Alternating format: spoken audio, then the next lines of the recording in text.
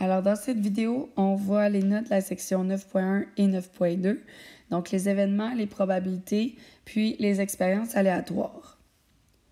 Premièrement, une expérience aléatoire, ici, dans le fond, son résultat dépend du hasard, toujours. Donc, pour qu'une expérience soit aléatoire, il faut que ce soit fait au hasard. On peut décrire avec l'expérience l'ensemble de tous les résultats possibles, appelé univers des résultats possibles. Donc ça, ce sont tous les résultats qui peuvent se produire. L'univers des résultats possibles. Et on l'appelle oméga, qui est le petit symbole qui est ici.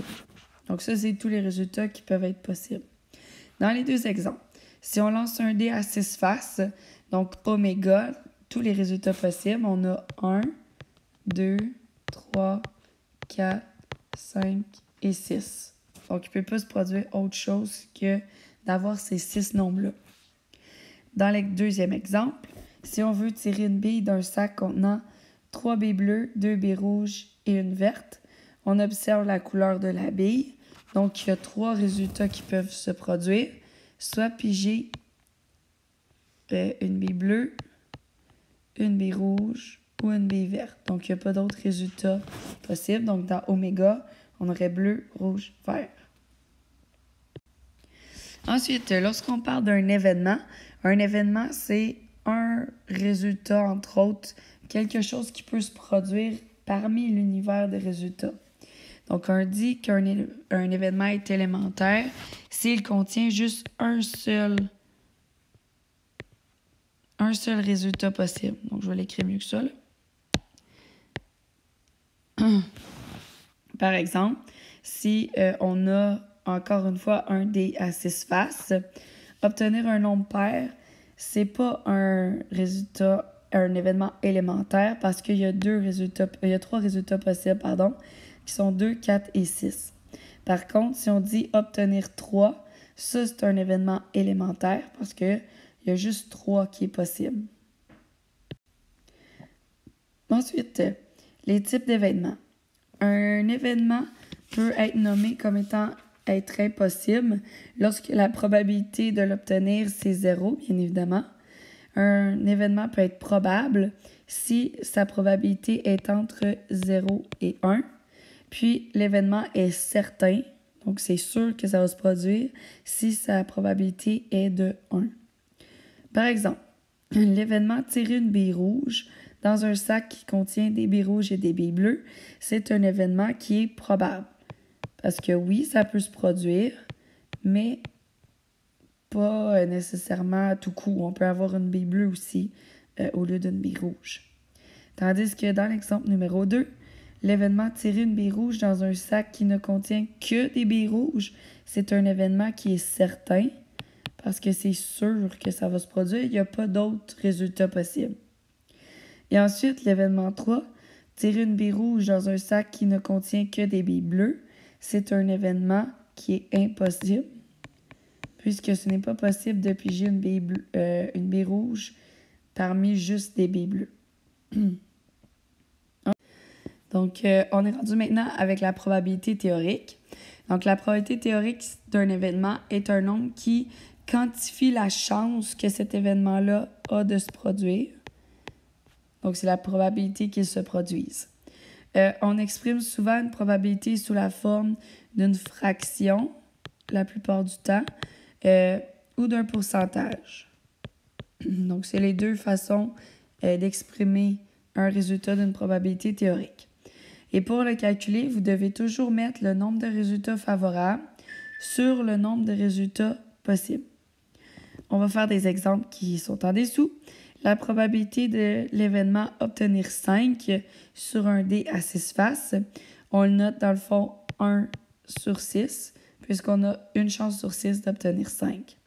Par contre, la probabilité de l'événement obtenir un nombre pair, dans les nombres pairs, on a 2, 4, 6 possibles. Donc, on a 3 chances sur 6 et on va toujours réduire notre fraction. Donc, c'est une chance sur 2, donc 50% de chance.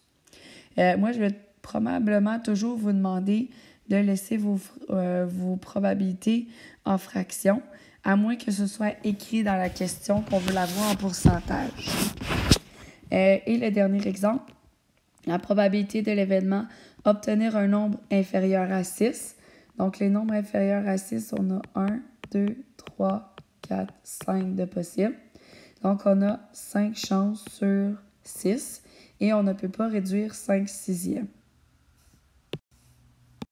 Maintenant, lorsqu'on parle de probabilité d'un événement, la probabilité d'un événement est égale à la somme des probabilités de chacun des événements élémentaires qui le composent. Ça, on va le revoir dans l'exemple qui est en dessous. Là, je vais vous expliquer plus clairement ce que ça veut dire. La probabilité d'un événement est un nombre qui est entre 0 et 1 toujours. Et puis, la somme des probabilités de tous les événements élémentaires d'une expérience aléatoire, c'est toujours égal à 1, puisque c'est tous les événements mis ensemble qui donnent oméga, qui donnent l'univers des résultats possibles. Par exemple, si on prenait la probabilité de tirer une bille rouge dans le sac qui est là, plus la probabilité de tirer une bille verte, plus la probabilité de tirer une bille mauve, ben on aurait 100% des résultats, puisque ce sont l'univers des résultats possibles. Donc, en dessous, lorsqu'on veut calculer la probabilité de cet événement-là, tirer une bille rouge ou une bille verte, premièrement, vous devez savoir que le « ou », c'est toujours une addition en mathématiques. Donc, ce que vous allez devoir faire, c'est de prendre la probabilité de tirer une bille rouge et le « ou » devient plus la probabilité de tirer une bille verte. Donc, la probabilité de tirer une bille rouge est de 6 sur 11, parce qu'il y a 11 billes dans le sac. Et on ajoute la probabilité de tirer une bille verte qui est de 3 sur 11. Donc, la probabilité de tirer une bille rouge ou une bille verte est de 9 sur 11. Ensuite, la probabilité de ces trois événements élémentaires est 1. Regardez bien, comme je vous disais tout à l'heure, si on prend la probabilité de tirer une bille rouge ou, ça devient un plus, la probabilité de tirer une bille verte ou, encore une fois un plus, la probabilité de tirer une bille mauve. Quand on prend ces trois probabilités-là ensemble, on a 6 sur 11 plus 3 sur 11 plus 2 sur 11 qui donne 11 sur 11 qui est égal à 1. Donc 100% des probabilités. Maintenant, lorsqu'on parle d'expérience aléatoire, une expérience aléatoire peut se faire en une seule étape ou en plusieurs étapes. Par exemple, le lancer d'un dé, c'est une expérience aléatoire à une étape, puisqu'on lance le dé une fois. Tandis que si on lance un dé suivi de lancer d'une pièce de monnaie, c'est une expérience aléatoire à deux étapes, puisqu'on fait deux choses différentes. Mais ça pourrait être aussi, on lance le dé à 2 reprises. Donc ça serait aussi une expérience aléatoire à plusieurs étapes, puisqu'on fait le même mouvement plus d'une fois. Dans une expérience aléatoire à plusieurs étapes, la probabilité d'un événement est égale au produit. Donc, on doit multiplier ensemble les probabilités de chacun des événements. Dans l'exemple qui est en dessous, si on lance à 2 reprises une pièce de monnaie, on s'intéresse à la probabilité d'obtenir 2 fois la face pile. Donc, la probabilité d'avoir pile en premier et en deuxième. Donc, c'est ça qu'on veut. On veut avoir pile et pile aussi. Donc, le « et » devient une multiplication à ce moment-là. La probabilité d'avoir pile la première fois, c'est une chance sur 2. Et avoir pile encore une deuxième fois, c'est aussi une chance sur 2. Donc, ça ne change pas. Et si on multiplie les deux fractions ensemble, on multiplie les numérateurs qui donnent 1, 1 fois 1, 1. Puis, on doit multiplier aussi les dénominateurs. Donc, 2 fois 2, ça donne 4. Donc, la probabilité d'avoir pile et pile, c'est une chance sur 4. Ensuite, pour nous aider, on peut toujours utiliser un arbre de probabilité comme vous le voyez en bas. Et lorsque c'est avec remise, donc lorsque on prend, mettons, on tire une bille dans un sac et qu'on la remet dans le sac pour en piger une deuxième, c'est avec remise. Et là, les probabilités, ce que ça fait, c'est qu'ils demeurent toujours les mêmes à chacune des étapes, puisque on remet toujours les billes à chaque fois dans notre sac. Dans l'exemple qui est en dessous, expérience aléatoire avec remise, on tire une bille d'un sac contenant 5 billes bleues, 3 billes vertes. On remet cette bille dans le sac, puis on tire de nouveau une bille. Donc, lorsqu'on va faire le tirage de la première bille, on peut piger deux choses. On peut piger soit une bille bleue, ou une bille verte. La probabilité de tirer une bille bleue en premier est de 5 sur 8, parce qu'il y a 8 billes en tout. Et la probabilité de tirer une bille verte, c'est de 3 sur 8. Ensuite, pour la deuxième bille, même si on a pigé une bille bleue en premier, ici, on peut quand même piger une autre bille bleue et on peut quand même piger une bille verte. Et même si on a pigé une bille verte en premier, on peut aussi piger une bille bleue et une bille verte. La probabilité de piger une bille bleue en deuxième, si on a pigé une bille bleue en premier, va rester 5/8, puisque la première bille, on l'a remis dans le sac. Et même chose pour la bille verte. Donc, les probabilités vont toujours rester les mêmes.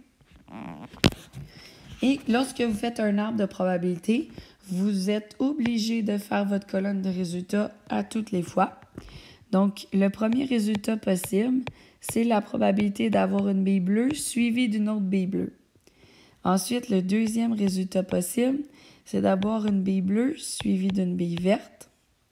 Ensuite, troisième résultat, une bille verte suivie d'une bille bleue. Et le dernier, une bille verte suivie d'une bille verte. Et pour calculer la probabilité de chacun de ces résultats-là, on va multiplier ensemble les probabilités. Donc, la probabilité de piger une bille bleue en premier est de 5/8 et une autre bille bleue en deuxième, c'est 5/8 aussi.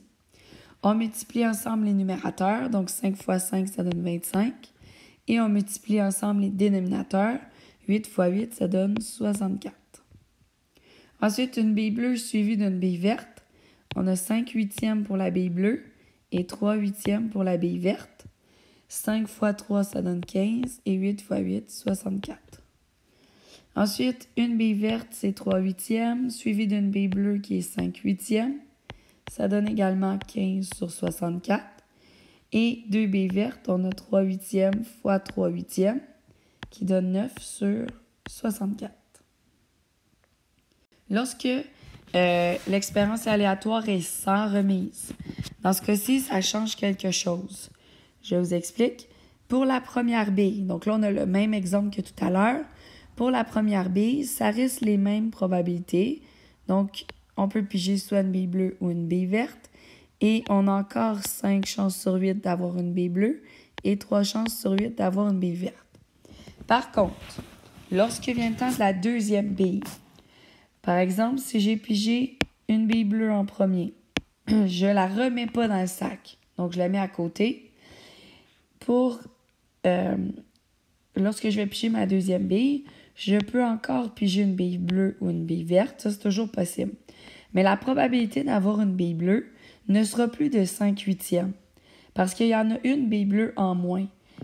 Donc, la probabilité va être maintenant de 4 sur 7.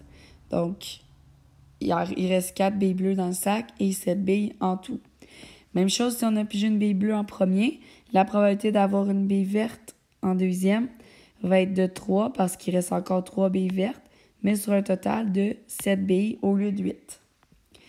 Par la suite, si on a pigé une bille verte en premier, la probabilité, dans le fond, on peut avoir quand même une bille bleue et une bille verte en deuxième, mais la probabilité d'avoir une bille bleue va être de 5 sur 7 dans ce cas-ci, et la probabilité d'avoir une bille verte va être de 2 sur 7 parce qu'on a une bille verte en moins.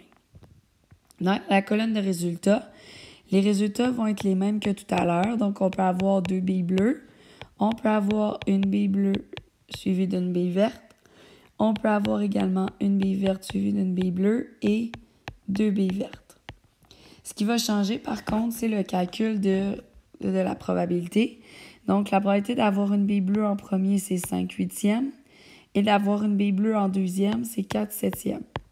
Donc 5 fois 4, ça donne 20. Et 8 fois 7, ça donne 56. Donc la probabilité a changé par rapport à tout à l'heure. Puis pour avoir une bille bleue suivie d'une bille verte, donc on va avoir 5 huitièmes encore, mais multiplié par 3 septièmes, qui va donner 15 sur 56. Ensuite, une bille verte en premier, c'est 3 huitièmes. Multiplié par la bille bleue en deuxième, c'est 5 septièmes, qui donne encore 15 sur 56. Et d'avoir 2 billes vertes, on va avoir 3 huitièmes fois 2 septièmes, qui donne 6 sur 56.